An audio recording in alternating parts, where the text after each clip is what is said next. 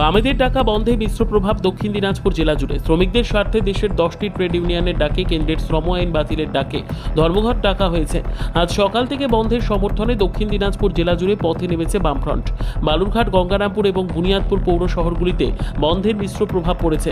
তবে এর মাঝে বুনিয়াদপুর বাস স্ট্যান্ডে এক সিপিএম নেতাকে চড় মারার অভিযোগ উঠেছে বংশিয়ারি থানার আইসির বিরুদ্ধে। সকাল 6টা থেকেই পথ অবরোধ শুরু হয়েছে শহরে। বালুরঘাট শহরের সরকারি বাস স্ট্যান্ডের সামনে সকাল থেকেই বামপন্থী কর্মী সমর্থকরা রাস্তায় পিকেটিং করছেন। অবরোধ করা হয়েছে বালুরঘাট মালদহ রাজ্য সড়ক। অবরোধের কারণে আটকে পড়ে দূরপাল্লার বাস। পরবর্তীতে পুলিশের হস্তক্ষেপে স্বাভাবিক হয় পরিস্থিতি। গঙ্গারামপুরে বন্ধের প্রভাব লক্ষ্য করা গেছে। শহরের বড় বাজার, ক্ষুদিরাম মার্কেট সহ বেশিরভাগ দোকানপাট ছিল বন্ধ। রাস্তায় বেসরকারি বাসের দেখা না মিললেও সরকারি বাসে পরিষেবা আছে অনেক বেশি। যদিও বেসরকারি বাস না চলায় সমস্যায় পড়েছে নিত্যযাত্রীরা। অন্যদিকে স্বাভাবিক ছন্দে রয়েছে বুনিয়াদপুর, খোলা রয়েছে দোকানপাট।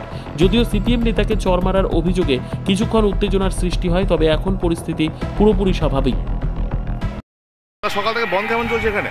বন্ধ চলছে, গাড়ি ঘোড়া দোকানপাট বন্ধ আছে। হ্যাঁ, জানেন কেন বন্ধ আছে? সিপিএম পার্টি থেকে বন্ধ করে দিয়েছে। বন্ধে আপনার সমস্যা হচ্ছে আপনাদের?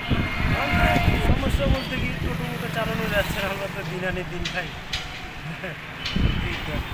আপনার নাম? আমার নাম টিপু ঘোষ। বাড়ি? বাড়ি গঙ্গারামপুর, ভজনপাড়া।